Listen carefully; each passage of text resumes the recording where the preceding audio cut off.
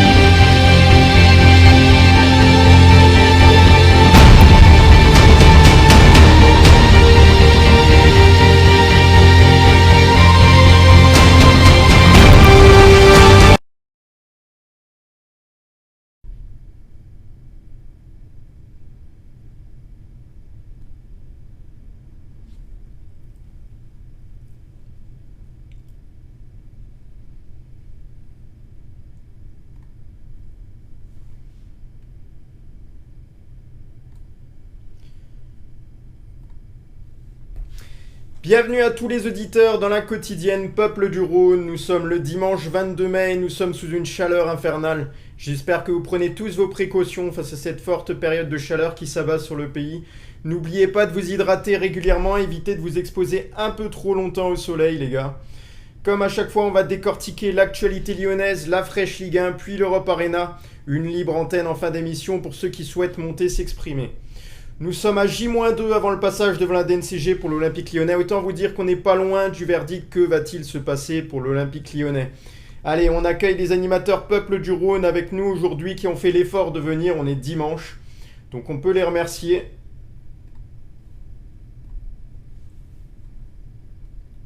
Jojo, Juju, Damien également, Guigui, Yo la team. Yo! comment va Salut les gars? Ça va la forme? Ouais, On a toi? passé un bon dimanche, fête de la musique hier soir. Il y en a qui étaient à la fête de la musique, je crois il y avait Jojo. Juju, t'étais aussi? Non, j'étais dans mon lit, moi. Il Et, était dans son jacuzzi. Damien aussi. Ouais. Damien, t'as pu rencontrer quelqu'un à la fête de la musique? Ouais, Qui ça? John Anderson. Et Guigui aussi alors? Non, j'étais sorti hier après, mais hier soir, je t'ai claqué. Ça chauffait un petit peu quand même, ouais. Ah oui, oui. Ouais. Alors le petit point, ce que je voulais mettre évoqué en premier, parce que c'est vrai que je l'ai pas mis dans mes rubriques, on va dire ça comme ça. C'est vrai qu'on a J-2 avant le passage devant la DNCG. A priori, John Textor est confiant, hein, il s'est exprimé, je crois, hier ou avant-hier. Il a dit que tout devait être réglé, pardon, et que pour l'Olympique Lyonnais, ça devrait bien se passer. Alors, entre les dires, on en a connu d'autres par le passé. Là, je pense honnêtement qu'on est plutôt bien parti, en tout cas, ce qui est avec presque une certitude, j'ai envie de dire à 90% de chance, à mon avis, l'Olympique Lyonnais ne descendra pas, ne sera pas rétrogradé en Ligue 2. Et au niveau des sanctions, bah alors là, je suis pas tout à fait confiant encore à 100%, mais pour d'autres, ça va être un peu mieux. Je sais que Damien a posté notamment sur les réseaux quelque chose concernant les sanctions. Selon toi, on risque plutôt, vas-y, je te laisse dire ce que tu as dit. La seule chose qu'on risque, c'est une masse salariale encadrée à hauteur de 74,8 millions d'euros. Voilà. Ok, Damien. Pardon, Jojo, je te vois faire un signe. Ah, t'as fait Non, quoi? non, je disais bonjour aux auditeurs en bas.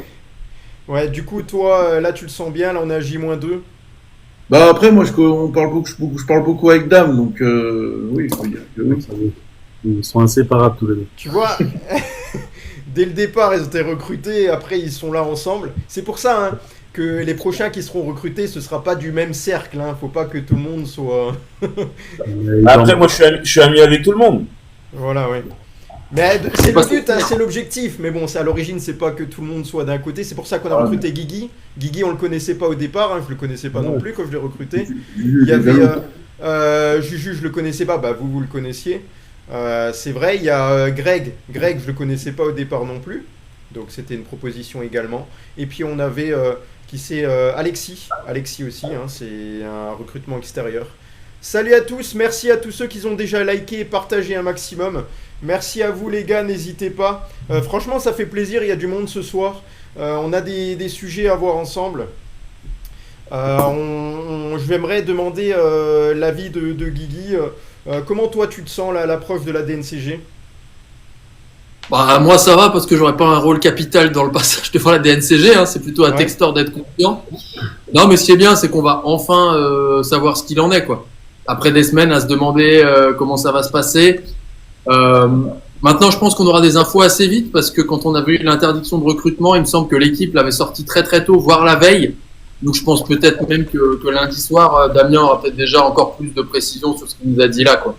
Donc on va espérer que ce soit juste un encadrement de la masse salariale. Si ça peut nous éviter de filer des salaires trop élevés et être plus intelligent dans le recrutement, ce serait bien. Par contre, s'il y a interdiction de recrutement, c'est plus chiant. Mais bon, on verra, il est temps que ça se passe et qu'on puisse enfin lancer, on va dire, vraiment le mercato en sachant ce qui nous attend. Ouais. Juju, toi, tu dors bien la nuit, là, à l'approche du passage devant la DNCG? Pour l'instant, ça va. C'est la chaleur surtout qui La m'empêche de chaleur qui dormir. t'empêche de dormir? Plus que Textor et la DNCG. Bah ouais, moi j'attends de boire un petit canon mardi soir pour fêter ça, pour fêter Mais le passage de cette DNCG. je comprends J'ai pas vu le la principe, petite parce qu'en réponse. réalité, l'Olympique Lyonnais se doit de passer ses passages devant la DNCG, et nous, on fête ça comme si c'était quelque chose de... Bah, En fait, on veut fêter ça parce que ça fait plusieurs mois qu'on est un peu en... Enfin, on en a marre, quoi. bah ouais, on en a marre, C'est exactement. plus un soulagement, enfin un relâchement, quoi. Mais j'ai une question pour Juju, sous quelles conditions tu fêtes ça alors? C'est-à-dire, est-ce que si on n'est pas rétrogradé, tu fais la fête? Est-ce que si on est interdit de recrutement, tu fais la fête? Alors la fête, c'est un grand mot. On va trinquer quand même, on va trinquer à Noël, voilà, avec des comptes à plat, quoi. Non. Voilà, on va pas faire la fête non plus. Je vais pas faire toute la nuit. Si on a interdit de recrutement, moi je ferai pas la fête. Hein. Mais bon, on fait apéro live, y a pas de souci. Les gars, si on a interdit de recrutement, moi je fais pas la fête. Hein. Avec modération, bien sûr. Si c'est encadrement de la masse salariale, c'est une pinte, et si on a le droit de recruter, t'en prends 3, c'est ça? Tu adaptes en fonction de ce qu'on aura le droit de faire? Alors, pour te dire, ouais, mais pour oublier, ça sert à rien. L'alcool, ça sert à rien pour oublier. Allez, on va attaquer l'actualité lyonnaise et le mercato, parce que peut-être qu'on pourra s'y pencher très attentivement prochainement si l'interdiction de recrutement saute. Donc on a toujours, vous en avez parlé lors du dernier live, le dernier live qui était bon là avec Jojo qui avait animé. Djoumaba, prêté à l'OL dans le cadre du transfert de Ryan Cherki. Alors j'ai pu voir encore un article ces dernières heures, vous l'aviez déjà évoqué. Donc c'est le défenseur de Manchester City qui a été prêté à Lens la saison dernière, qui fait partie d'un accord négocié lors du transfert de Ryan Cherki si tout se passe bien. Mathieu Louis-Jean, le directeur technique de l'OL et la cellule de recrutement préparent déjà l'OL, l'avenir de l'Olympique Lyonnais. Plusieurs pistes, dont celle-ci là que je viens de citer, pour ce défenseur d'1m95 il me semble, défenseur central. Défenseur central. Il a seulement 19 ans. Alors a priori, selon les supporters lensois, c'est une bonne recrue. Beaucoup de bons avis là-dessus. Le seul point négatif, c'est quand on nous dit qu'il n'a pas beaucoup joué de matchs non plus avec les pros. Ça, c'est autre chose. C'est une autre histoire. Et puis l'OL convoite aussi un autre joueur qui est très jeune, Afonso Moreira, qui compte aussi très peu de matchs en pro. C'est un allié portugais de 21 ans, on en avait déjà parlé, qui pourrait s'engager contre un transfert de 2 millions d'euros si l'interdiction de recrutement est levée par la DNCG. Voilà, donc sur le recrutement, a priori, on n'a pas d'autres nouvelles ces derniers jours. C'est plutôt calme. Ouais, c'est calme. C'est calme. Je sais que ça a beaucoup recruté au niveau de l'académie, là, ces derniers jours. Je vais en parler tout à l'heure. Tu veux parler de Fofana après ou pas? Du cas Fofana, Olivier? Malik Fofana? Oui. Non. Non, Parce que tu peux en parler si tu veux. ouais, Malik Fofana, normalement, veut rester à l'OL une année supplémentaire. Cependant, il demanderait entre 200 000 euros de salaire. 200 000 euros de salaire et le salaire actuel, on le connaît ou pas? 77 000. 77 000. C'est vrai qu'il peut largement avoir mieux, sachant que au vu du talent et de ses performances et de l'apport qu'il a sur le terrain, statistique et puis le fait qu'il est courtisé aussi, il peut mettre ça dans la balance. Est-ce que l'OL va faire cet effort? Je pense que l'OL est capable de le faire si tout se passe bien là, les prochains jours. Il est capable de le faire si les gros salaires partent, comme Matic. Ouais, mais t'en as déjà 2 qui sont partis entre Cherki et Ouais, déjà, oui, t'as Cherki, t'as la Casette. Ouais. Alors, sous quelles on va dire, circonstances on peut réfléchir à un transfert de Malik Fofana? Sur quelle somme on devrait le lâcher? Et si on peut le garder une saison de plus, on va dire, est-ce que ce serait une bonne idée au vu des propositions? À partir de quelle somme on peut se dire, oulala, on va se mettre à réfléchir? Je vais demander à Guigui. Moi j'aimerais bien qu'on le garde quand même de base, parce qu'on a déjà perdu Cherki, donc il faut quand même garder des bons joueurs devant. Mais à mon avis, côté club, un peu comme Cherki. Je pense qu'à partir de 40, j'ai peur que John accepte de le lâcher. Maintenant, si on a moins le couteau sous la gorge, on peut être plus exigeant. Tu vois, si vraiment tu dis, la DNCG nous a laissé tranquille, si vraiment vous le voulez, genre c'est 50 millions plus bonus et sinon on le garde. Donc ce serait à la limite bien, mais ça dépend ce qu'on en ferait derrière. Mais ouais, je pense à mon avis un peu comme Cherki, au-delà de 40, j'ai peur que ça commence à partir. Maintenant, la bonne nouvelle, c'est que lui va y rester quand même. Jojo, une vente de Malik Fofana à très bon prix. J'ai envie de te dire, est-ce que du coup, toi, tu y réfléchirais? Est-ce que tu te dis, c'est quand même une sacrée somme. Est-ce que l'OL peut pas se renforcer un peu mieux avec ça? Moi, j'aimerais te dire que, comme dit Guigui, ça serait bien de Fofana. Maintenant, si tu as une grosse offre sur la table, 60 millions, ça va être réfléchi. Et maintenant, la deuxième condition, pour moi, l'équipe de Lyon l'année prochaine doit être construite autour de Malik Fofana. Ok. Voilà. T'en ferais un pilier de la saison prochaine, le joueur qui va t'apporter les statistiques là sur le terrain. Ouais, pour moi, Malik Fofana, ouais. Mais en plus de ça, les gars, là, on parle Malik Fofana, 80 millions d'euros. Donc, si on parle de Malik Fofana comme ça, à l'heure actuelle, Malik Fofana, c'est le joueur le plus cher de l'OL. Après le départ de Cherki. Ouais. Il est même au-dessus, je pense, de Ryan Cherki. Si on arrive à le vendre, il peut même partir encore plus cher. Ouais, donc pour moi, c'est. Selon certaines sources. Fofana, il doit encore rester à Lyon. Moi, j'ai peur que s'il change de club, voilà, j'ai peur que il serait perdu quoi, dans l'environnement et tout. Voilà. Moi, je pense qu'il devrait rester encore une saison à Lyon. Voilà, sur ce cas, Malik Fofana, je pense que toi, Damien, tu as bien fait d'évoquer cette info parce que ça intéresse beaucoup d'auditeurs, forcément. Je pense que 90% des supporters ont envie de le conserver. Je pense que c'est pas forcément la somme. Après, c'est sûr qu'on peut réfléchir parce qu'un joueur à qui on propose un gros montant et s'il se blesse lors de la saison à venir et qu'il a plus cette valeur-là, est-ce que c'est la façon de réfléchir de John Textor? Peut-être aussi, je sais pas. Jean-Michel Aulas aurait peut-être aussi fortement réfléchi. Il y a plus qu'à regarder le cas Nouama. Ouais. Nouama, à l'heure actuelle, est invendable. Pourtant, il aurait pu partir à Fulham. Bon, on se rappelle de ce qui s'est passé. Donc, il y a toujours un risque pour un joueur de se blesser avec une forte valeur et puis sa valeur descend.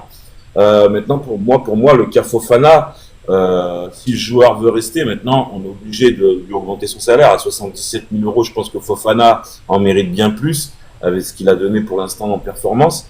Mais il faut pas oublier que normalement, sa première valeur de base est de 50 millions d'euros. On sait qu'il y a des clubs anglais qui sont intéressés. Je pense que le prix de départ de 50 millions d'euros peut vite monter entre 70 et 80 s'il y a 2-3 clubs de première ligue qui s'y intéressent. Donc, une offre à 60 millions d'euros, plus des bonus, plus un intéressement sur une vente prochaine, Fofana pourrait aussi quitter le club. Non, mais c'est surtout aussi que si la Fofana, mettons, qui part, après, il va falloir le remplacer, quoi, parce que trouver un joueur de son niveau qu'il a, je trouve pas qu'il y en a beaucoup. Alors, s'il y en a, voilà, quoi. Oui, mais Fofana, il y a 2 ans, tu le connaissais pas. Ouais, mais donc, un joueur est toujours remplaçable. Maintenant, c'est à la cible de recrutement de ne pas faire n'importe quoi. Voilà. Toujours pareil. Ouais. On voit Adil en commentaire qui dit très bonne émission, merci à toi. N'hésitez pas à partager un maximum, à liker. Encore une fois, je pense que ce soir, ça va être très intéressant le live. Je pense que vous pouvez même atteindre les 100 000. J'en suis persuadé, on est dimanche soir. Vous êtes plein d'énergie. Ouais. On peut dire bonjour au Maroc, on est regardé du Maroc là. Ouais, c'est ce que j'ai dit. International. Dis bonjour au Maroc. Voilà, ouais. Bonjour aux Marocains. Bonjour le Marocain et merci pour le follow Chris, merci beaucoup. N'hésitez pas à suivre la chaîne également. Voilà, on continue avec autre chose. On parlait de joueurs qui ont des valeurs du côté de l'Olympique Lyonnais, qui ont été formés au club. On a Bradley Barcola et Ryan Cherki qui ont, on va dire, ensoleillé la saison. Là, cette saison, elle était incroyable de leur côté. Barcola, lui qui a été transféré dernièrement du côté du Paris Saint-Germain. Il a marqué, avant d'être transféré, 7 buts en 47 matchs. Il a été vendu au Paris Saint-Germain, on le sait, 45 millions d'euros plus 5 millions de bonus, c'est un énorme transfert. Et depuis qu'il est arrivé au Paris Saint-Germain, il a des stats absolument incroyables, Bradley Barcola. c'est 26 buts et 27 passes décisives en 98 rencontres avec le PSG. C'est énorme. Et un autre joueur formé au club pour comparaison, Ryan Cherki. Ryan Cherki transféré à City pour 36,5 millions d'euros plus 6 millions de bonus. Lui aussi, il a une belle copie vu qu'il a marqué 12 buts et délivré 20 passes décisives en 44 apparitions. Il est également le meilleur passeur de Ligue 1 et de Ligue Europa. Lors de sa dernière sélection en équipe de France, on peut le noter qu'il a marqué un but et délivré une passe décisive. C'est des débuts très très très réussis pour Ryan Cherki. Voilà, donc 2 joueurs formés au club du côté de l'Olympique Lyonnais qui ont rapporté, si on fait le compte un petit peu, on doit être de l'ordre de 81 millions d'euros environ, les deux. Alors, c'est des joueurs formés au club. On se pose souvent la question, est-ce que l'Olympique Lyonnais va pouvoir former des joueurs avec une telle valeur? Ça va être un peu plus compliqué parce que John Textor n'a pas tout à fait la même politique. Là, sur ces joueurs-là, Jojo, est-ce que tu es confiant sur l'avenir qu'on arrive à faire exploser des joueurs ou tu te dis, oh là là, ça va être un peu compliqué de toucher des chiffres aussi élevés? Bah, tu l'as dit, hein, tu l'as dit en posant ta question. Testor, il n'a pas la même politique, simplement. Maintenant, j'espère que dans les futures années, il va nous faire mentir. Là, pour l'instant, à part Rodriguez ou Barisic qui peut sortir du lot, ou l'autre, comme il s'appelle, Di Carvalho qui peut sortir hein, Molébé aussi. Ouais, Molébé qui peut sortir du lot de la réserve. Voilà, mais moi j'ai peur qu'on risque pas de voir les mêmes talents qu'on avait comme Cherki Barcola et que ça rentabilise le club. Après, à voir sur les futures années de Lyon avec Testor.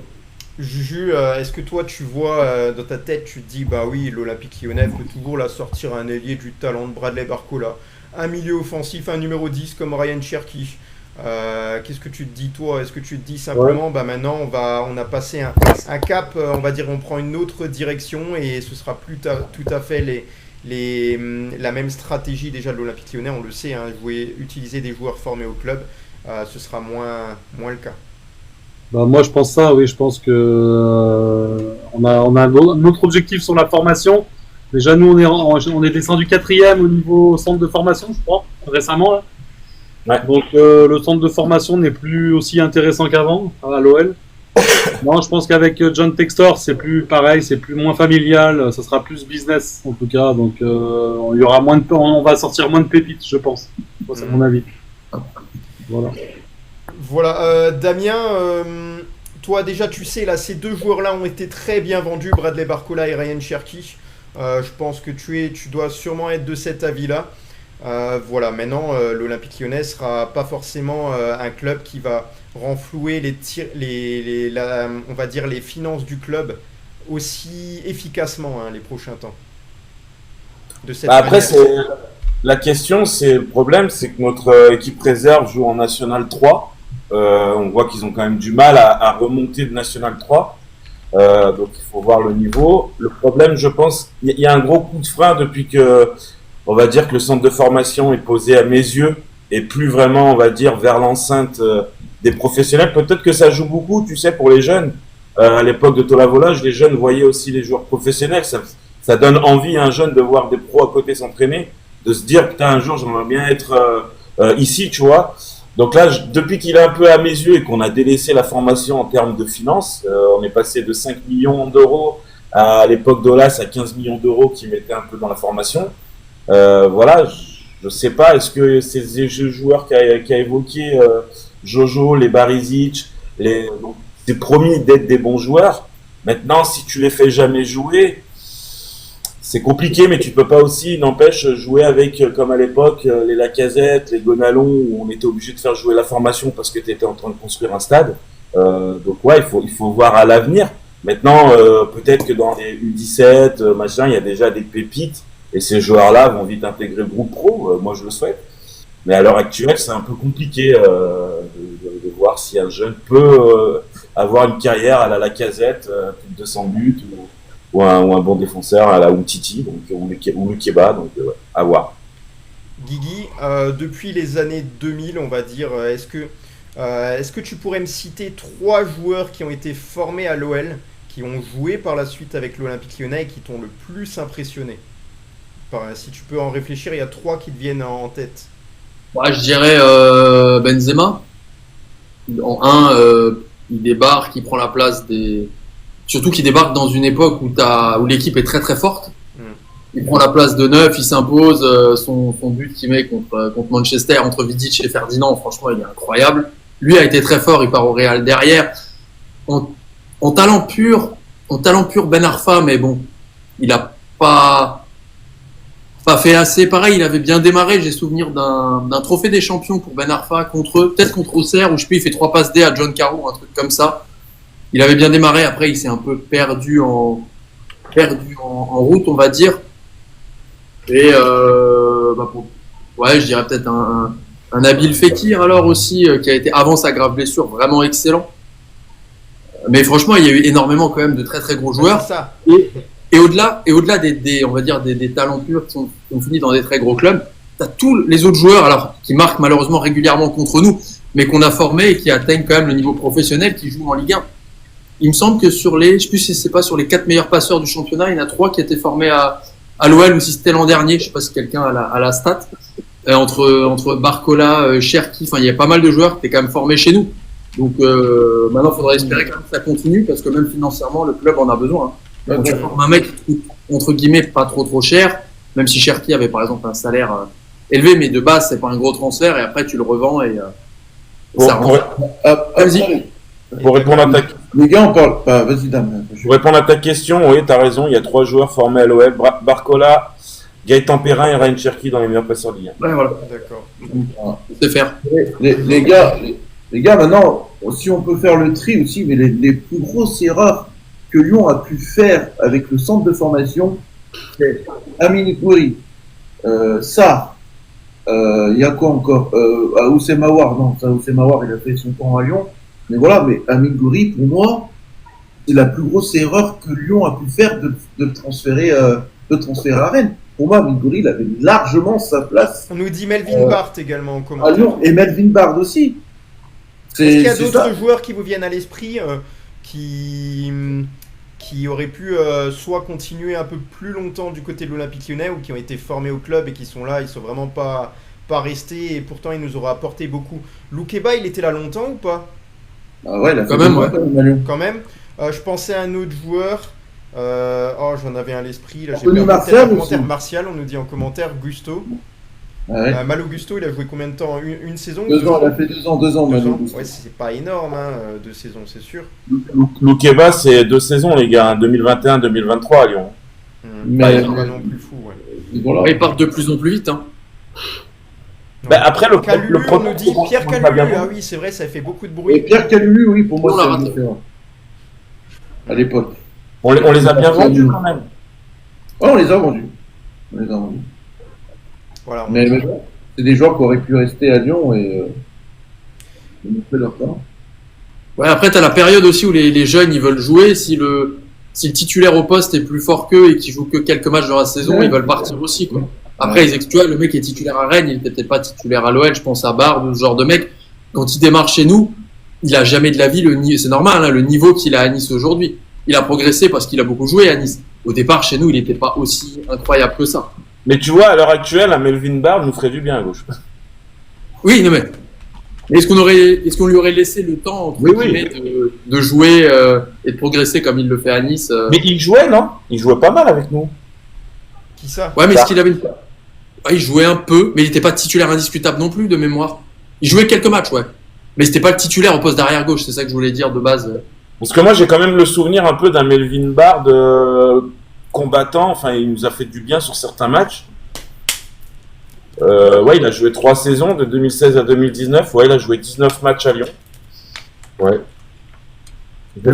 Mais Melvin Bard, il était considéré comme le futur de l'Olympique Lyonnais. Il était à Nice, et Nice est arrivé, et puis voilà. Ouais. Ouais. D'accord. Voilà, autre information, Groupama Stadium. Il y a des matchs de rugby qui jouent au Groupama Stadium, et il y a eu encore une fois record qui a été battu cette saison. C'est uniquement lié à des matchs de rugby. plus que de football, vu que les meilleurs stats, on va dire le meilleur taux de remplissage, c'est durant les matchs de rugby. Il y avait record d'affluence a été battu pour le match Toulouse-Bayonne. Il y avait 58 741 spectateurs vendredi soir pour la finale du top 14 au Groupama Stadium. Le précédent record datait du 25 mai 2018 pour la demi-finale de top 14 Loup-Montpellier avec 58 664 spectateurs. Devant France-Nouvelle-Zélande de 2017 aussi avec 58 607 spectateurs. Le rugby fait systématiquement de meilleures affluences que le football. Pourquoi est-ce le cas? Est-ce que c'est dû à des restrictions? Toutes les places ne peuvent pas être prises parce qu'on a quand même un stade conçu à la base, surtout aussi pour le football. Comment ça se fait? Quelqu'un peut me donner une explication pourquoi le rugby remplit plus le stade que les autres compétitions? Tu viens de donner la réponse. Au foot, le problème, non, mais maintenant en Ligue 1, la plupart des équipes adverses ne peuvent pas venir. Donc déjà, tu as un parquage qui est fermé. Donc si ça t'enlève entre 500 et 1000 places, déjà, le record est compliqué. Et de toute façon, là, c'est les demi-finales du top 14. Le rugby en France commence à accroître. Et voilà, là, c'était 2 demi-finales. Donc voilà, il y a toujours du monde avec le rugby. J'ai lu pas mal de commentaires. Il y a beaucoup justement, les gens de Bayonne et tout étaient surpris qu'un stade de football comme ça, ils étaient surpris du Groupama en fait. Surpris que ça pouvait être aussi un stade de rugby et que c'était extrêmement joli quoi. Mais c'est surtout, Dame, la différence entre le foot et le rugby, c'est que les supporters, les supporters des deux équipes sont tous ensemble, quoi. Ils se mélangent. Ils se mélangent. C'est pas. Et malheureusement, ça serait bien que le foot soit pareil. Ah oui, nous, on est limités dans les parcages. Malheureusement, la politique du foot rend les gens imbéciles. Voilà. Guigui, toi, tu as un avis sur la question là? Bah oui, c'est ça. Hein. Il y avait qu'à voir quand la France a organisé la Coupe du Monde, tu avais des supporters des deux pays qui partaient de la gare Pardieu côte à côte. Hein. C'est absolument inenvisageable, malheureusement, dans un stade de foot. C'est inenvisageable de faire partir des supporters de deux équipes, tu les sépares, machin. Donc, mais tant mieux, hein, si c'est une belle fête pour ceux qui sont allés au stade et qui suivent le rugby, tant mieux hein, que le Groupama serve aussi à ça. Mais oui, je pense que tu avais donné la réponse en intro. Hein. Et que t'as un peu moins de réponses. Exprès, mais je mets souvent des réponses en intro. T'orientes un peu les réponses. Mais oui, je pense que c'est ça. Hein. Ouais. Voilà sur notre sujet. Merci pour les follow, les gars. Vous êtes déjà à 27 000 likes, c'est énorme. Continuez, ça fait plaisir. Merci à Adil du Maroc en commentaire qui nous soutient. Merci à toi.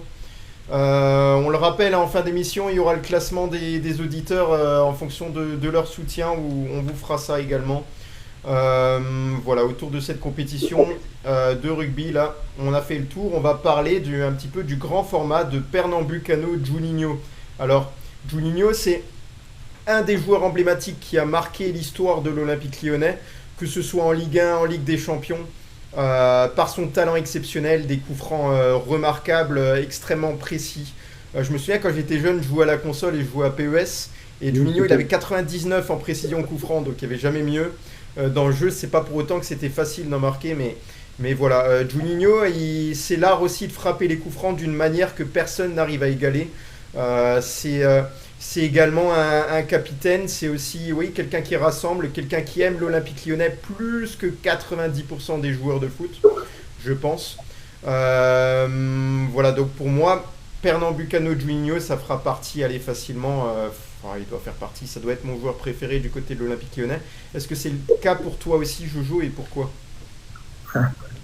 Juninho, les gars, Juninho, on parle de Juninho, là, on parle de Juninho. Moi, à chaque fois, quand il mettait le ballon comme ça, il reculait, il y a but. Et franchement, c'est une légende. C'est une légende. Et même Thierry Henry, il l'a dit. Pour lui, c'est le meilleur tireur au monde de coups francs. Et heureusement pour moi que Juninho, on l'avait, parce que sur certains matchs à l'époque, si tu n'avais pas de Juninho tireur de coups francs, on perdait des matchs ou on faisait des matchs nuls. On peut se rappeler contre Saint-Etienne, on peut se rappeler aussi contre Marseille, on gagnait 1-0 sur un coup franc de Juninho. On peut se rappeler aussi le coup franc contre Sedan où il y avait un partout, puis qu'il pose le ballon au milieu de terrain, il met une praline, le gardien ne peut rien faire, le 2-1. Donc voilà. Et malheureusement, voilà, le Juninho, malheureusement, il n'a pas été remplacé à Lyon. Si ce n'est, rappelez-vous quand même, des quelques coups francs de Clément Grenier, on a même pensé dire, putain, on a trouvé notre peut-être futur Juninho, et finalement, pas du tout. Mais tu me fais personne rigoler, arrive tu à me la fais cheville rigoler de quand tu me dis on n'a pas remplacé Juninho, mais on fait comment? Bah ouais, mais Pas de remplaçant. on n'arrive pas. Non, mais je veux dire, sur la qualité des coups francs, voilà, quoi. Juju, Juninho aussi, également ton joueur préféré du côté de l'Olympique Lyonnais.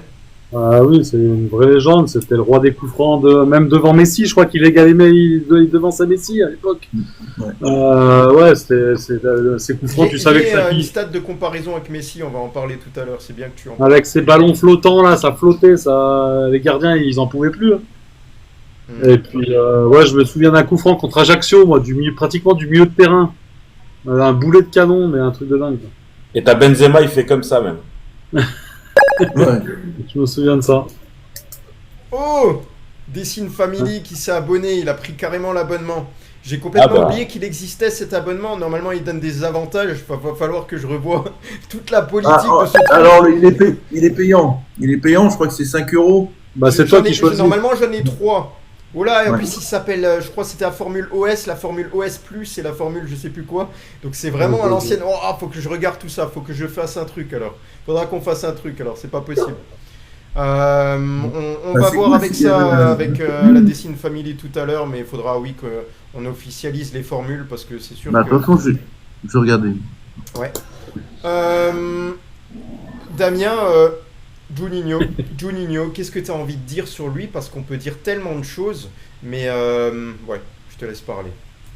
Bah, c'est un certain Bernard Lacombe et un certain Paul Le Guen qui disaient le problème avec Juninho, c'est que les équipes adverses ne pouvaient pas défendre contre nous.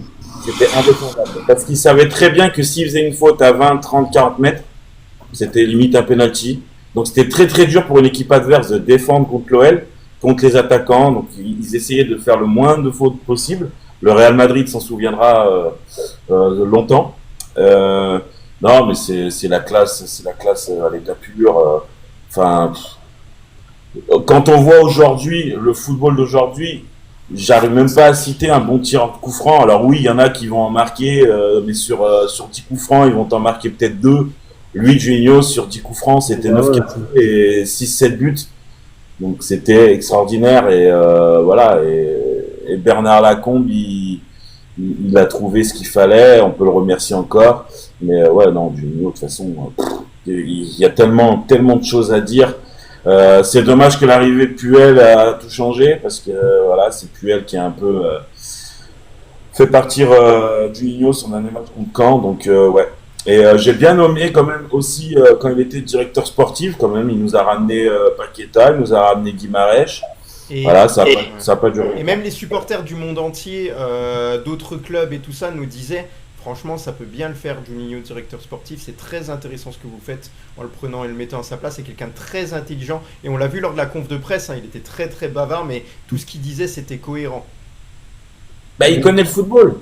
C'est un gars qui connaît le football. Et en plus, Lyon, c'est, comme il a dit, hein, c'est sa deuxième maison. Donc ouais, j'espère un jour le revoir, peut-être même en tant qu'entraîneur. Il faut savoir qu'il a envie aussi d'entraîner une équipe professionnel, donc pourquoi pas hein, dans le futur.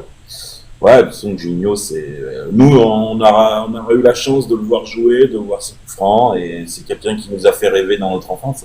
Ouais. Oh, est-ce que tu as envie d'en voir un coup franc? J'en mets un. Allez. Ouais, non, mais... Vas-y, tu peux mettre le coup franc contre le Barça. Mais j'ai préparé à l'avance. Hein. Il y en a un aussi. J'en ai un. C'est contre Toulouse. Non? Ah non, c'est Ajaccio, ça. Allez, attendez, il va y avoir les ralentis normalement. On va le revoir, c'est un coup franc très très lointain, non? C'est quelle équipe ça? Contre Ajaccio? Ajaccio, on va voir la trajectoire du ballon sur la frappe. Gérard Houllier. On voit les joueurs Abidal, Clément. Regardez la trajectoire du ballon. Ah non, mais... Pour moi, les gars, c'est pas son plus joli. Ouais. Non, mais... Pour moi, c'est celui où c'est Oliver Kahn au goal. Ouais, mais même contre le Werder Brême en Ligue des Champions. Ouais, non, mais c'est contre un, c'est quoi, c'est qui là? D'ailleurs, t'as le chiffre ou pas, Olive? J'ai- Franc, il a mis avec l'Olympique Lyonnais. J'ai les chiffres, on va en parler. Mais Juste bon, avant, On dirait je vais voir 42 de avec, tête. avec Guigui, lui poser la question, est-ce que Juninho, Pernambucano, c'était une qualité de recrutement XXL du côté de l'Olympique Lyonnais? Parce que certes, il avait cette qualité de coup franc, mais ça en fait pas forcément le joueur le plus remarqué à l'époque. Il était un peu connu, voilà, mais sans être, on s'est dit même à l'époque, est-ce qu'il va s'adapter à la Ligue 1? Pourtant. C'est quoi ce bruit? C'est les Oh, mais cadeaux. En fait, c'est ton objectif à Ton Baudouin objectif, ton objectif qui a terminé. Ah, bravo les gars, bravo pour les objectifs. N'oubliez pas, il reste encore, il manque encore 55 000 likes, mais merci beaucoup, ça fait plaisir. On va y arriver. Non, mais c'est vrai qu'au départ, il était un peu, alors c'est un peu mieux, mais il le mettait un peu milieu droit dans un 4-4-2, et donc là, son manque de vitesse était un peu pénalisant. Et c'est Paul Le Guen qui l'a recentré en relayeur de 4-3-3. Je dis pas que c'est Paul Le Guen qui a créé le 4-3-3, mais il l'a vraiment institué avec après Diarra et Sien. Mais non, j'ai souvenir d'un poteau qui fait, il remonte 50 mètres. Je crois que c'était encore contre Ajaccio, double passement de jambes, il tente un lob, ça termine sur le poteau. Et parmi les coups francs, je sais pas si vous vous souvenez, il y avait lors des trophées UNFP, comment il s'appelait l'humoriste? Revo. Non, mais il y a Ouais, des Revo.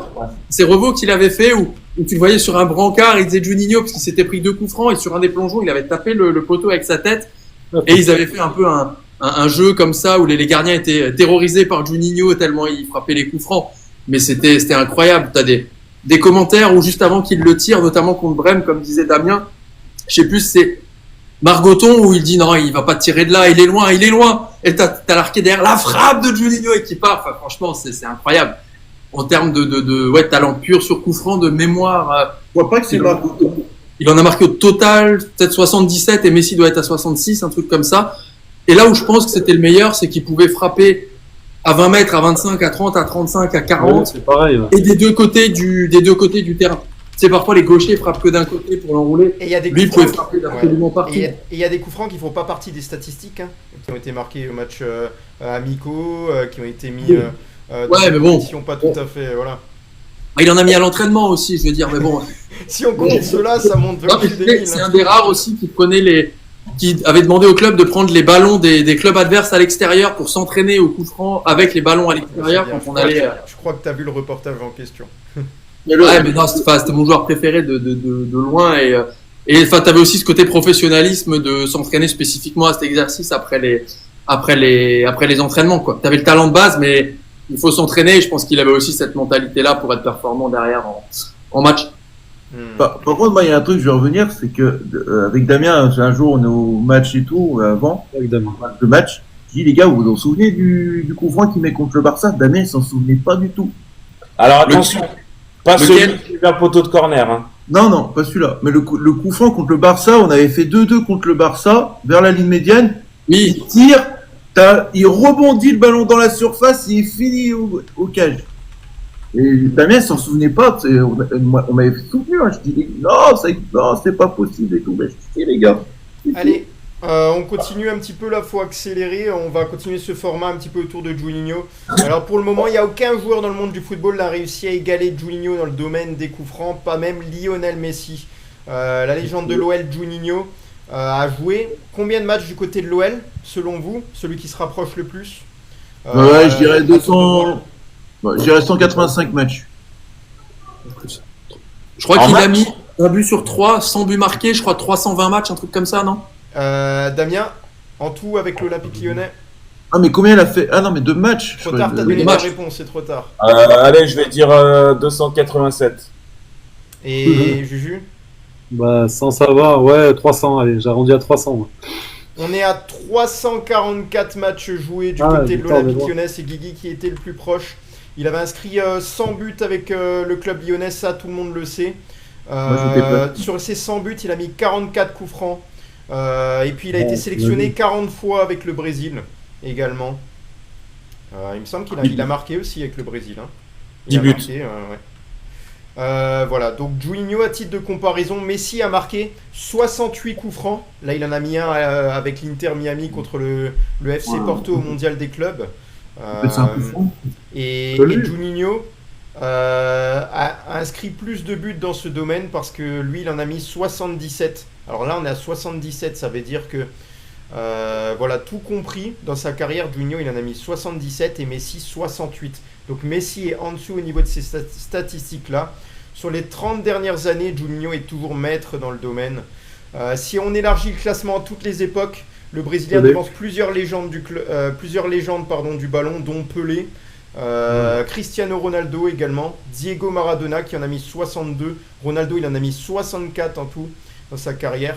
Et voilà, donc c'est un peu plus élevé par Messi. Est-ce que Messi a des chances de rattraper Juninho? Il y a combien de coups francs d'écart? On doit en avoir 9. Ouais, c'est la fin, Il joue quoi. encore un an. Quand tu vois la gueule des gardiens en MLS, ça peut aider un peu, pourquoi pas. Non, mais le coup franc qu'il met contre Porto, t'as vu la gueule du mur par exemple? Ouais. Alors moi, Il était du mauvais côté pour un gaucher. Non, je sais pas, mais 9. Ouais, il peut peut-être le faire. Il joue encore. Il a peut-être jusqu'à la Coupe du Monde, je sais pas. C'est jouable. tu sais qu'on m'a insulté sur TikTok quand j'ai dit mais les gars, vous avez vu la gueule du mur et tout, mais heureusement qu'il la met au fond, il a le champ libre. Et il y en a qui met ouais, toujours des excuses, ou que quand vous comprendrez que Messi il est plus fort au monde. J'ai dit, oh, les gars. Bah, disons qu'il en a mis des plus durs. Bah ouais, non mais le coup. Non, mais il en a mis des plus. Après, il est bien placé, mais c'est vrai que le mur est pas très bien placé. Mais, Non, mais on après, en parle. Non mais on en parle aussi du plongeon du gardien. Ouais, bon, après, bon. Voilà, bon. C'est pas la faute à Messi si le gardien il plonge comme ça. Hein. Ouais. C'est vrai que c'était pas Non, le débat même. Mais est-ce que, on le sait, John Textor avait essayé de discuter un peu avec Pernambucano Juninho pour essayer de peut-être trouver une solution, une place, un poste. Et je pense que toutes les conditions autour de cette arrivée n'étaient pas réunies. Je pense qu'il a besoin d'avoir aussi la main un peu sur le recrutement, Juninho. Et John Textor a aussi un petit peu ses coups de tête sur le recrutement et sur sa stratégie. Et Juninho s'était déjà un peu fâché avec Jean-Michel Aulas, Rudy Garcia, et plusieurs autres choses. Notamment, je pense qu'il a tiré des joueurs que l'Olympique Lyonnais voulait vendre dans la foule et des choses comme ça. Donc il n'y a pas eu de stratégie sportive qui a plu à Juninho Pernambucano. Je pense qu'il a été touché au plus profond de lui. Voilà. Est-ce que Juninho, là, vous avez envie de le revoir du côté de l'OL un jour, s'il y a cette possibilité-là? Bah oui. Ah oui, tous les jours, oui. Ah oui, comme dit Dame. Il est déjà revenu, hein, mais. Ouais, mais comme il dit Damien aussi. Bah, excuse-moi, Juju, mais encore Damien, comme ça. Ouais, non, mais tu vis que par Damien, toi, on sait. Non, mais il a raison. Juninho, il est arrivé. Vous dormez pas ensemble, les gars, non? Hein? Vous dormez pas ensemble?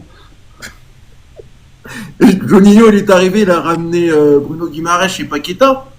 Il a ramené des joueurs de top niveau. Je suis désolé de dire ça, il a ramené des joueurs top niveau. Et moi, ce qui est dommage, c'est pour Juninho, c'est dommage qu'il s'est pris la tête avec Aulas. En plus de ça, c'est qu'il se connaissait depuis belle lurette parce que, entre guillemets, Aulas a vu Juninho pendant des années à Lyon. Et voilà, c'est dommage. Après, il y a Rudy Garcia aussi derrière. Et moi, je pense qu'il y aurait eu un autre entraîneur que Rudy Garcia, peut-être il serait encore directeur. Que Rudy Garcia, lui, quand il est arrivé à Lyon, il a voulu vraiment mettre sa patte, en fait, Rudy Garcia. Et voilà, il a imposé des choses à Aulas, il a imposé des choses à Juninho. Et Juninho, là, il n'était pas d'accord avec ça. Et du coup, bah voilà, et c'est ça qui a fait que Juninho est parti et que Paqueta Guimaraes est parti aussi. Juju, poste des directeurs sportifs de l'Olympique Lyonnais, c'était le meilleur poste pour Juninho? Bah ouais, sauf que ça s'est fini un peu en eau de boudin, quoi. Avec certaines personnes du club, donc ouais, après il avait le cercle des Brésiliens à l'époque, ouais, aussi pareil. Donc maintenant c'est fini ça. Et un poste de directeur général, Damien, ce serait... Oh là. Ouais, j'ai eu de la chance, j'ai failli te déconnecter. Je serais pas revenu. Un poste de directeur général serait pas plus adapté pour lui, ou au vu de ses connaissances footballistiques, vaut mieux le laisser à ce poste? Moi, honnêtement, ouais, je le verrais bien entraîneur. Hein. Moi, je sais pas. Moi, je pense que Juninho peut entraîner l'Olympique Il a Lyonnais. son diplôme? Il a son diplôme depuis? Je crois qu'il l'a eu, hein, si je me dis pas de bêtises. Hein, je crois qu'il l'a eu, ouais. Je vais vérifier, mais ouais, non, pour moi, je le verrais bien entraîneur et je pense qu'à Lyon, ça peut que marcher. On nous dit conseiller en commentaire. Ouais, Ça c'est pourrait fini être à adapté. Lyon, il reviendra pas. Ouais, mais ça l'intéresse pas, conseiller. Lui, il a envie de. Passer à l'action. Voilà, de participer. Comme ça, il apprendrait aux jeunes à tirer ses coups francs. Puis il voulait rester au Brésil, non? C'était ça les derniers trucs, il voulait rester au Brésil. Ouais. Non, mais Testor est allé le. Non, mais à l'époque, il devait revenir en tant que, il devait faire du télétravail au Brésil, je crois, non? Oui, mais à l'époque, Testor est allé lui redemander s'il voulait. Ouais, s'il voulait revenir. revenir. Directeur sportif en plus de ça. Et Junio, il a tout balancé après. Non, je veux pas. On a un commentaire, on va en parler. Je pense Guigui, je vais juste laisser commenter ce commentaire, me dire ce que tu en penses. Attention, les derniers grands entraîneurs brésiliens, ne pas mettre l'affect avant le pro. Est-ce que Juninho, selon toi, a les caractéristiques pour être un bon entraîneur ou le potentiel?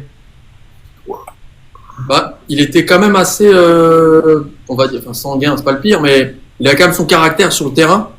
Je me souviens quand parfois il prenait un rouge parce qu'il était un peu vénère. C'est l'époque où on avait encore la haine de la défaite à l'Olympique Lyonnais. C'était un peu une autre époque. Maintenant, comme dit, il a quand même connu le football en tant que joueur. Et alors, je sais pas si c'est le cas pour tout le monde, mais en tant que milieu de terrain, il a quand même toujours un peu une vision, je pense, du foot et du terrain dans son ensemble, la position des joueurs. Mais j'aimerais bien, ouais, s'il a envie de l'être, qu'il le soit, qu'il démarre peut-être au Brésil et qu'après, éventuellement, un jour, peut-être qu'il vienne chez nous. Mais dans un contexte un peu plus apaisé que ce qu'on a en ce moment. Quoi. Ouais, plus simple, parce que là, avec Textor, l'autre, il va vouloir ramener ses Américains, Juni va vouloir ramener ses Brésiliens.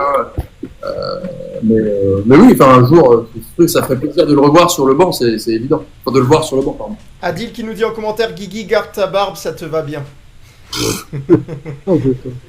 Il a un problème. Merci beaucoup. Voilà, donc on a fait un petit peu le tour sur ce point-là. On va parler en vitesse, il faut que j'accélère. Islam Slimani s'exprimait concernant les joueurs qui choisissaient leur sélection nationale. On le rappelle, Islam Slimani, passé par l'OL entre 2021 et 2022. Il a joué à peine 2 saisons du côté de l'OL, 8 buts et 2 passes décisives en 37 apparitions sous la tunique lyonnaise. Il a ensuite enchaîné les clubs Sporting Portugal, Stade Brestois, Anderlecht, Coritiba, Malines et Belouizdad. Belouizdad, ouais, c'est compliqué. C'est en Algérie. Le joueur aujourd'hui a 37 ans. Il évolue dans le club de Westerlo en première division. Il a inscrit 2 buts en 18 matchs. Voilà, avec l'Algérie, il a connu des beaux jours. Il a été aussi très apprécié. Vainqueur de la Coupe d'Afrique des Nations en 2019. Il comptabilise 46 buts en 102 sélections. Voilà, donc il s'est exprimé dans un entretien à Campo Média. Et il a dit: t'as choisi d'être français, en parlant par exemple du cas de Ryan Cherki. T'as choisi d'être anglais? Non, on ne choisit pas. Si toi t'es né en France, que t'as grandi en France, que tu as fait ta carrière en France, que tu joues pour la France, il n'y a pas un joueur qui ramène quelque chose à un pays, c'est le groupe. Nous, quand on a gagné la Coupe d'Afrique, c'était le groupe. Quand j'entends « j'ai choisi », ça me donne envie de pleurer. T'es qui pour choisir? Est-ce qu'il a raison en soi? Lorsque vous êtes lié à un pays d'un point de vue des origines et tout ça, est-ce que c'est normal qu'on puisse choisir une sélection nationale? Non. Non, pour moi, c'est pas normal. Parce que, comme tu l'as dit encore, t'as répondu à la propre question. T'es né en France. Tu fais ta vie en France. Je suis désolé, tu joues pour la France. T'es né en Algérie, tu fais ta vie en Algérie, tu joues pour l'Algérie. Il n'y a pas une question de parce que t'as plusieurs origines que tu dois choisir ton autre sélection de voilà. Comme dit, comme il a d'ailleurs, je l'ai vu en interview de Slimani. D'ailleurs, j'allais poser la question si tu allais en revenir dessus. Du coup, j'ai pas eu besoin. Pour moi, Slimani, il a tout à fait raison. Parce que, en fait, le problème, c'est que t'es pas pris en équipe de France. Et ben, comme il a dit Slimani, c'est mort. Tu vas pas, c'est pas grave. Voilà, t'as tenté ta chance, machin. Mais tu vas pas aller tenter ta chance avec une autre sélection. Tu joues pour la France. T'es né en France, voilà, ton pays. Tu vas pas aller chercher tes origines et tout, tes nationalités françaises. Voilà. Guigui, ton avis là-dessus? Ouais, il l'a dit avec ses... C'est Juju que t'as en face caméra. Vas-y, Juju. Non, oui, pour moi, t'as une nationalité, et puis dès que t'as commencé, comme disent dans le chat, t'as commencé avec une équipe, tu finis avec ton équipe, quoi. Au niveau pays, pardon. Tu dois pas pouvoir choisir entre... plusieurs nationalités, quoi. Ouais. Damien? Je suis mitigé quand même, les gars. Alors oui, mais le problème, c'est, par exemple, j'ai un exemple là sous les yeux, Jérémy Morel, qui est français, les gars. Il a été content d'être en équipe de Madagascar, par exemple. Donc ça permet aussi à des joueurs qui ont vraiment pas l'occasion de jouer pour l'équipe de France, l'Espagne, on va dire les grandes nations qui rêvent un jour de jouer la Coupe du Monde, bah, au moins découvrir quelques compétitions internationales. Donc pour moi, il y a des joueurs, voilà, ils savent très bien qu'ils n'auront jamais le niveau, peut-être en équipe de France, ils seront jamais appelés.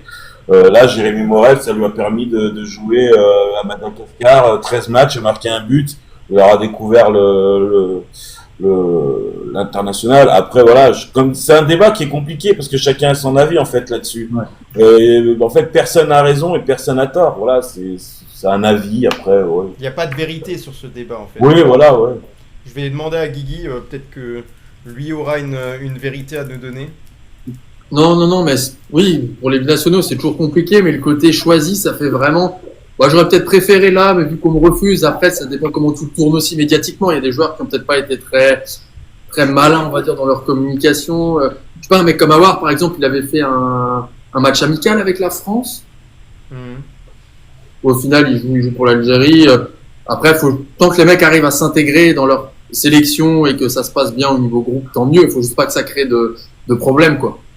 Ça, éventuellement, ça peut être plus compliqué à gérer pour le sélectionneur. Ouais.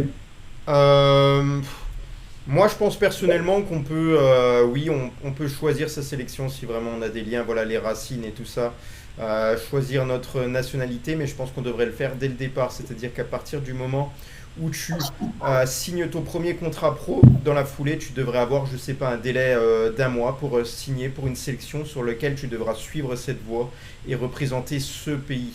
Je ne suis pas d'accord avec le fait que tu puisses jouer 2, 3 ans, 4 ans, 5 ans et que tu ne saches toujours pas quelle sélection. Tu dis je vais attendre peut-être l'opportunité, alors peut-être celle-là. Non, il faut que tu choisis, que tu saches à l'avance quel pays tu as envie de représenter.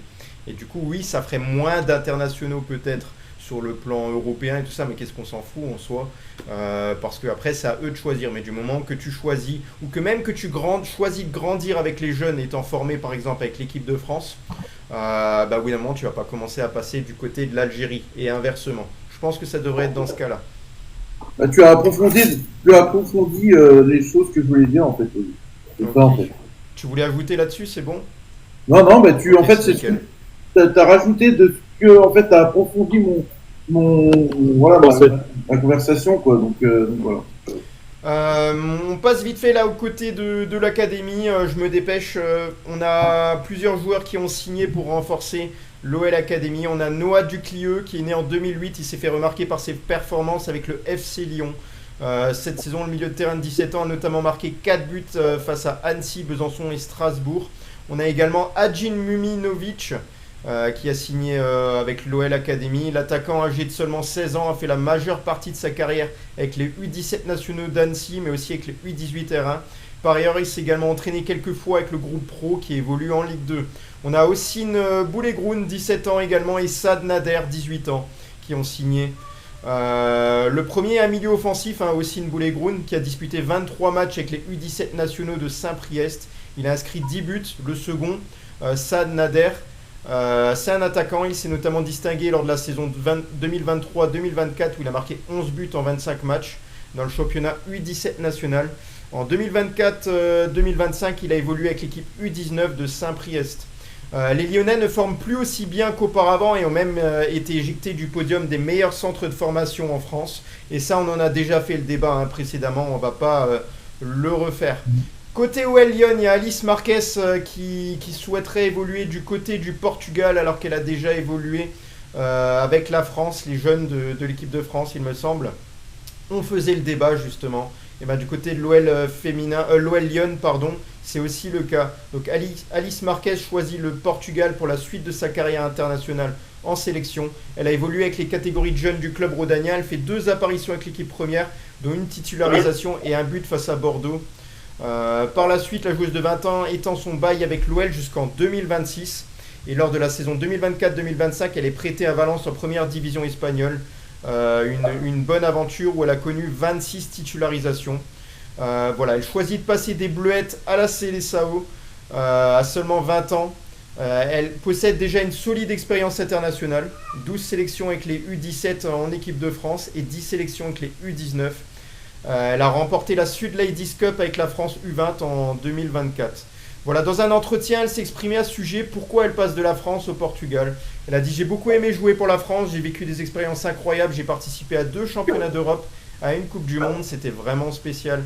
J'ai beaucoup appris avec ce maillot, c'est venu naturellement, notamment parce que je jouais pour Lyon, mais comme j'ai la double nationalité, j'ai toujours pensé au Portugal. Les gens qui me connaissent me demandent souvent pour quelle équipe j'allais jouer. C'était le Portugal. Les portes sont ouvertes pour le moment où l'occasion se présentera et je pense que je suis prête pour ce moment. Et effectivement, qu'est-ce qui est arrivé ? La FPF, la Fédération Portugaise de Football, l'a contacté pour lui proposer de représenter la Seleção. Donc voilà, elle a été sélectionnée. Voilà, on parlait justement de ce cas-là. On est à fond dedans. Là. On est à fond dedans. On va passer à la fraîche Ligue 1. Est-ce que Guigui, tu as eu le temps de nous préparer quelque chose ? Moi, j'ai regardé vite fait 2-3 infos. La grosse info, les supporters monégasques l'ont mis en commentaire. C'est le grand retour de Paul Pogba sur les terrains de foot. Il devrait s'engager à Monaco pour 2 ans. C'est quand même, au moins médiatiquement, déjà une énorme retour pour le championnat de France. Après, voilà, à voir dans quel état physique, mental il reviendra. Mais il chope quand même Paul Pogba. Il a 32 ans. 32 ? Ouais. 32, ouais. Il est passé à TF1 tout à l'heure. Donc il n'est pas encore au bout du bout, il n'a pas joué ces dernières années, donc il doit quand même être relativement frais, on va dire mentalement. Ça va quand même être une sacrée curiosité de suivre quand même le grand retour de Pogba en Ligue 1 du côté de Monaco, en termes de relance à ce niveau-là.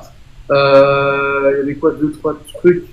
Je sais que côté Ligue 1, Chelsea, a priori, ils aimeraient laisser Eliga encore 1 an à Strasbourg pour qu'il refasse une saison pleine en Ligue 1.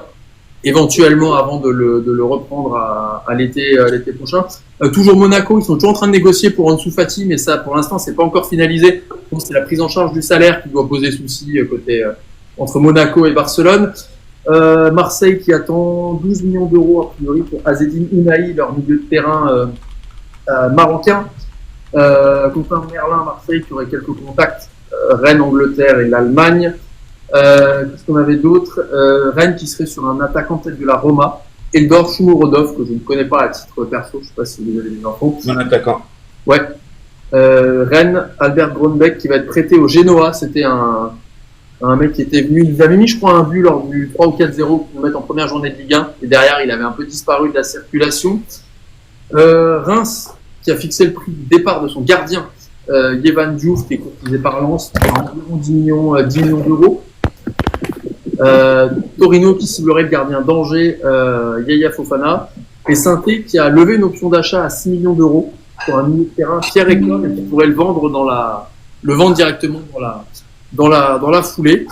Et après, nous concernant, il y a aussi Medina, qui devrait aller à Marseille. Ça se rapproche de jour en jour, hein, ils en parlent depuis des semaines.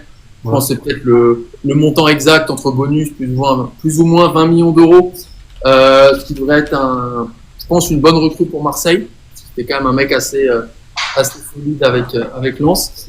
Et nous, on devrait peut-être avoir le défenseur de City qui est passé par Lens bas, mais ils en parlaient aussi du côté de Nice. Hein. C'est le joueur qui prendra peut-être la décision. Donc il n'est pas encore sûr d'être à l'OL, mais j'ai trouvé ça intéressant qu'on se positionne nous sur un mec qui soit pas que forcément un joueur offensif, parce qu'on perd Cherki. On a vu qu'on était un peu en galère derrière, donc c'est peut-être pas mal si on arrive à le choper. Il y a le Bayern. Vas-y, continuez, hein, prenez le relais, les gars. Ok. J'ai une info qui peut concerner l'Olympique Lyonnais. Alors, je ne sais pas si elle est fiable ou pas. Comme vous savez, il y a un joueur là qui joue avec l'Euro Espoir, donc avec l'équipe de France Espoir. Il s'appelle Barry et Lyon apparemment aurait supervisé ce joueur-là.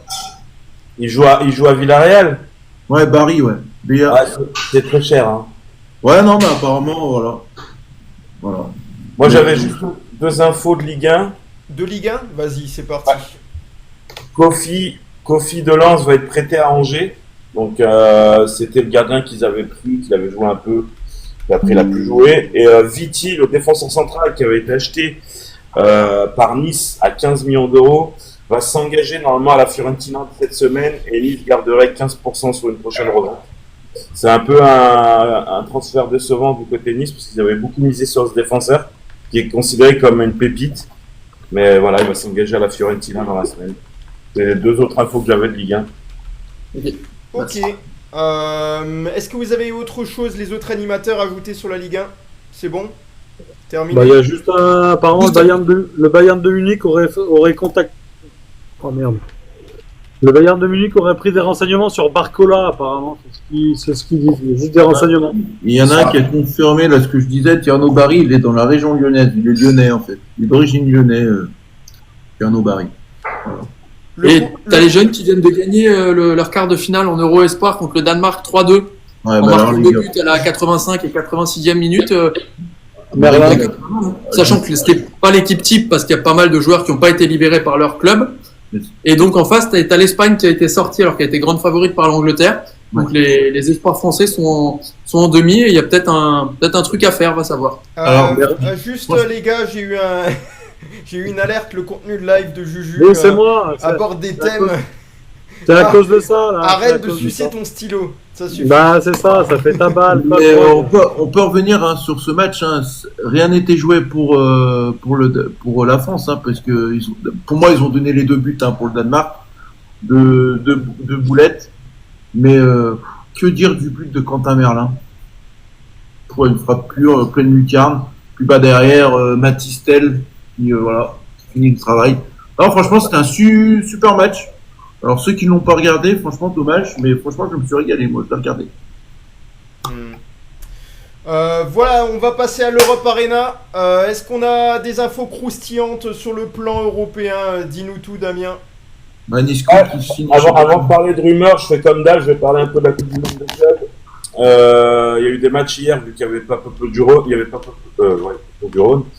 Los Angeles qui a perdu contre l'Espérance de Tunis 1-0. Donc Los Angeles, le club de Giroud et Lloris est éliminé. Le Bayern s'est imposé 2-1 contre Boca Juniors. Donc le Bayern est déjà qualifié en 8e de finale avec Flamengo, le club brésilien. Eux, c'est d'office, c'est sûr. Mamelodi Dortmund, victoire de Dortmund 4-3, c'était un bon match. Mamelodi a des bons petits joueurs quand même, c'est un club d'Afrique du Sud. C'est pas dégueulasse. L'Inter qui s'est imposé hier soir 2-1 contre Urawa, le club japonais. Là aujourd'hui, il y a eu la victoire donc, cette nuit de Fluminense contre Ulsan 4-2. Il y a eu un triste 0-0 entre River Plate et Monterrey. La Juve vient de s'imposer là 4-1 contre Wydad. Et là, le match Real Madrid-Pachuca vient de commencer, donc match à 21h. Le Real joue son deuxième match. À minuit, nous aurons Salzbourg Al Hilal. À 3h du matin, pour ceux qui veulent regarder, il y a Manchester City contre Al Ain. Normalement, Cherki ne devrait pas être titulaire. Ce serait Phil Foden. Dans les compos probables, on verra si ça change. Et à partir de demain soir, on aura 2 matchs à 21h et 2 matchs à 3h du matin. Comme c'est la dernière journée, les équipes de même groupe jouent en même temps. Donc demain à 21h, Atlético de Madrid face à Botafogo. Ça peut être un beau match. Et le PSG jouera contre Seattle. Donc comme je vous l'ai dit, il y a pour l'instant 2 qualifiés sûrs et certains en 8e. C'est le Bayern Munich et Flamengo. Et une stat impressionnante à l'heure actuelle. On a les 4 clubs brésiliens sont les 4 premiers de leur poule. Donc ça c'est une petite stat à retenir. Est-ce que ça va durer dans le temps? On verra. Ils sont invaincus maintenant. Hein? Ils sont invaincus. Je crois que ils ont pas perdu un match. C'est surtout, j'ai regardé un peu les clubs brésiliens, ça joue vraiment au football, quoi. C'est plaisant, des bons joueurs. Ils ont des beaux joueurs. Hein. Ouais. Fluminense, wow. C'est que des jeunes en plus, et wow. Ouais. Bon, maintenant côté info et rumeurs, Ben Yedder. Alors Ben Yedder, on sait qu'il a eu pas mal de soucis avec la française, qui est parti en Iran. Tout le monde connaît en ce moment la crise, le contexte géopolitique qui se passe en Iran. Ben Yedder vient de quitter l'Iran, donc voilà, il joue au club de Cefane. Donc il est obligé de quitter l'Iran pour sa protection. Donc voilà. Assez dommage à sa triste fin de carrière pour moi qui était un bon joueur, mais bon. Sinon, il y a Ferran Jougla qui joue au Club Bruges, 26 ans, qui est un très bon attaquant, qui a fait une bonne saison avec le Club Bruges, va s'engager normalement mardi ou mercredi, visite médicale prévue. Un accord a été trouvé avec le club du Celta Vigo à hauteur de 7 millions d'euros. Donc le Celta Vigo qui a perdu le joueur Fer qui est parti à Wolverhampton. Donc il le remplace par lui. Jougla, c'est un bon joueur, j'ai suivi cette année, c'est pas dégueu. Kenny Tété, ancien latéral droit de l'Olympique Lyonnais, qui était passé aussi par l'Ajax, il était libre depuis de Fulham, va s'engager à Everton. Visite médicale prévue mercredi normalement. Il a 29 ans et il va signer son contrat à Everton jusqu'en 2028. Donc voilà. Sinon, on a Luka Jovic qui finissait bien la saison avec le Milan, qui est en fin de contrat en mois de juin. Le Milan va pas reconduire. Il avait peut-être une option supplémentaire, mais l'option est enlevée. Il a 27 ans. C'est un attaquant. Voilà, je pense que ça peut faire l'affaire d'une équipe. On verra. Grosse info côté Galatasaray. Ilker Gundogan de Manchester City qui est sur le départ devrait s'engager avec Galatasaray. Il est déjà mis d'accord avec le club turc. Il manque plus que les négociations entre les clubs, mais ça avance très vite. Donc, pour avoir un gros milieu de terrain qui va signer avec Galatasaray, Gundogan, moi j'aime bien, c'est un bon joueur. Voilà. Sinon, du côté de Burnley, qui va enregistrer sa deuxième recrue pour 12 millions d'euros, visite médicale demain pour le latéral gauche Hartmann de Feyenoord, qui a 23 ans, qui est pas mal aussi, ouais. Donc 12 millions d'euros, deuxième recrue de Burnley. Donc voilà, on sait que même les équipes qui montent de Championship en Première Ligue ont pas mal d'argent. Donc voilà, 12 millions d'euros pour un latéral gauche. Sinon, du côté de la Fiorentina va engager une pépite d'Empoli qui s'appelle Fazzini. Donc ils ont trouvé un accord à hauteur de 10 millions d'euros hors bonus, ça pourrait monter jusqu'à 14 ou 16 millions d'euros. Donc voilà, Fazzini devrait rejoindre la Fiorentina. Côté turc, Immobilier qui joue à Beşiktaş cette année, vient d'ouvrir la porte à Bologne. Alors on sait que Bologne va jouer la Coupe d'Europe après sa victoire face au Milan en Coupe d'Italie. Cependant, il y a un gros problème pour le moment, c'est que le salaire de Immobilier est à 6,5 millions d'euros par an. Donc Bologne est en train de négocier pour qu'il baisse. Alors Immobilier veut revenir en Serie A, ça c'est une certitude. Donc est-ce que le joueur va faire des efforts pour signer à Bologne? On verra. Je vous en avais parlé il y a 2 semaines d'un joueur, Ningren, de Nordjylland, donc championnat Danemark. Il va s'engager, ça va être fait demain. Il arrive demain au Celtic, grosse recrue du Celtic, ailier droit. Attention Ningren, j'aime bien ce joueur. Et ils vont aussi engager un jeune attaquant de Fulham, Callum Osmond. Donc le Celtic vient de faire surtout Ningren. Ningren, si vous suivez cette saison, vous allez voir, c'est pas mal. Nuno Santos, le coach de Nottingham, ça vient d'être officialisé par le club anglais, donc il a prolongé jusqu'en 2028. Donc il continue l'aventure avec le Nottingham Forest, il a fait une belle saison. Donc voilà. On a appris aussi que, voilà, selon les médias catalans et polonais, Lewandowski, à qui il reste 1 an de contrat au Barça, donc va bien finir son contrat au FC Barcelone, sauf qu'il partirait libre l'année prochaine en Arabie Saoudite. Il aurait déjà donné son accord à un club d'Arabie Saoudite. Donc on verra si l'année prochaine, je prends de l'avance, si l'été prochain il sera en Arabie Saoudite, on verra. Chelsea renonce totalement à Mike Maignan, donc Chelsea n'achètera pas, Mike Maignan du Milan. Est-ce que Mike va partir? Voilà, c'était un petit feuilleton pendant une semaine. On sait que Chelsea voulait absolument l'avoir pour le mondial des clubs là, mais du coup ça s'est pas fait. Et sinon, une dernière info, Mozikin. Alors, Mozikin, qui joue à la Fiorentina, qui a fait quand même une belle saison. On sait que c'est un talent, il a joué depuis très tôt. Et il y a le club de Al-Qadisiyah, là où il y a le club d'Aubameyang, donc en Arabie Saoudite. Donc il a une clause libératoire à hauteur de 52 millions d'euros avec la Fiorentina. Ils auraient déjà levé l'option d'achat. Et ils sont prêts à lui offrir un salaire de 45 millions d'euros répartis sur 3 ans, pas par an. Donc voilà. Au début, quand j'ai eu 45 millions d'euros, j'ai dit waouh, si c'est par an, c'est extraordinaire pour lui quand même. Mais non, c'est réparti sur 3 ans, mais ça fait quand même, je pense, une belle somme. Donc le joueur est en train de réfléchir.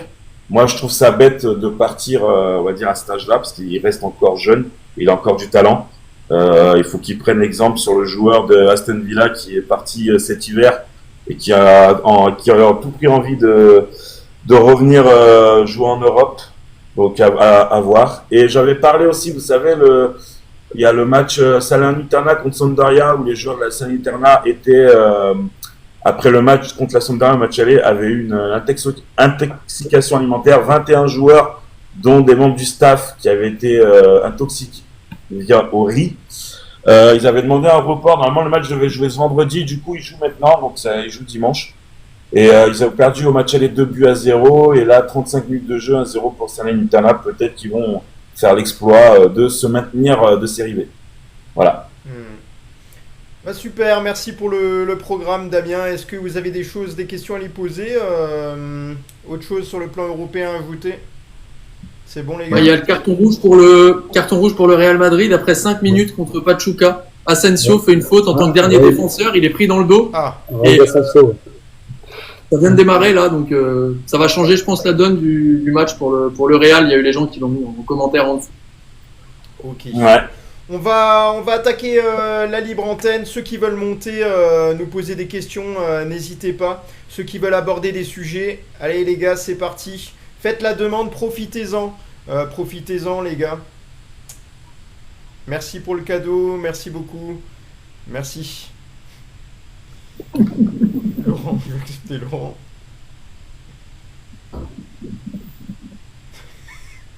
Je suis mort. Pourquoi? Salut Laurent, ça va? Oula. Ça va? Ça va et toi? Je ma caméra. Ouais, impeccable. Alors, qu'est-ce que tu as envie de nous dire là ce soir? T'as suivi le live ou pas? Oui, Juninho. Ah, et Juninho, qu'est-ce qu'il a représenté pour toi, Juninho? Ah, Juninho, moi, c'est incroyable. Quand je l'ai vu à l'Olympique Lyonnais, je voyais ses coups francs, ça partait de loin, comme de près. C'était comme un penalty, quoi. Il a donné plus d'un tournier, plus d'un gardien, comme dit Thierry Henry. C'est un cauchemar, quoi. Et puis, voilà, qu'est-ce qui t'a marqué avec ce joueur-là? Quel a été ton ressenti une fois qu'il est parti justement de l'Olympique Lyonnais? Ah, j'étais triste. Triste. J'adore ce joueur. Ouais. Un peu. Ok. Voilà, sinon, quels sont justement, on parlait de joueurs formés au club, là, un petit peu à l'Olympique Lyonnais, qui t'ont le plus marqué, toi, durant ça peut remonter à très loin, hein, ça peut remonter aux années 2000, voilà. Je crois que ça bug un petit peu. Ouais. C'est pas quoi te dire là. C'est pas la meilleure. J'ai pas quoi te dire là. Hein? Ça bug. Ouais, j'ai dit, quels sont les meilleurs joueurs selon toi là qui ont été formés au club du côté de l'Olympique Lyonnais?